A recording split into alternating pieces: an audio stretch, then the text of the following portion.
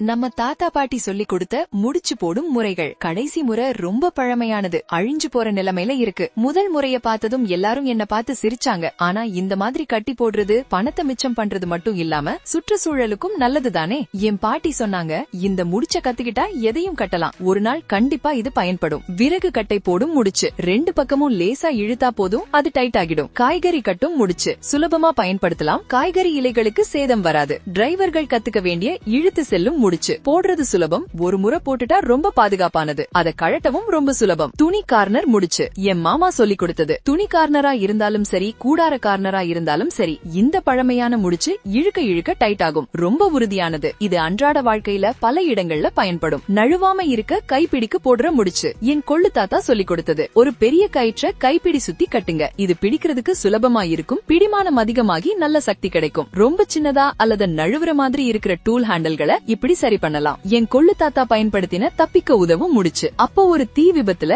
அவர் இந்த முடிச்ச பயன்படுத்தி உயிர் தப்பினார். என் அத்தை சொல்லி கொடுத்த முடிச்சு, இந்த மேஜிக் முடிச்சு ரொம்ப சுலபமா போடலாம், அது 11 நொடிகளில் அவிக்கவும் முடியும்னு அவங்க சொன்னாங்க. குழாயை சரி செய்யும் முடிச்சு, என் மாமனார் சொல்லி கொடுத்தது. கம்பி கிளிப் இல்லாத சமயத்துல அவர் தோட்டத்து குழாய்கள்ல இணைக்க இத பயன்படுத்தினார். இந்த முடிச்சு லீக் ஆகாம ஜாயிண்ட டைட்டா வச்சுக்கும். ஏணி முடிச்சு, என் மாமா சொல்லி கொடுத்தது. இது ரொம்ப பழமையானது, வெளியே ஏறும் போதெல்லாம் பயன்படுத்துவாங்க. இப்ப என் அத்தை இத கைவினை பொருட்கள் செய்ய பயன்படுத்துறாங்க. டூல்ஸ் வைக்க உதவும் முடிச்சு, என் தாத்தா சொல்லி கொடுத்தது. கயிறை சுத்தி சுத்தி போடுங்க, கடைசியா பிளக்க வளையத்துக்குள்ள விடுங்க, கயிறை டைட் பண்ணி அதை மாட்டிடுங்க, அது பார்க்க நல்லா இருக்கும், இடம் மிச்சமாகும். இன்னும் நிறைய டிப்ஸ்களுக்கு என்ன ஃபாலோ பண்ணுங்க.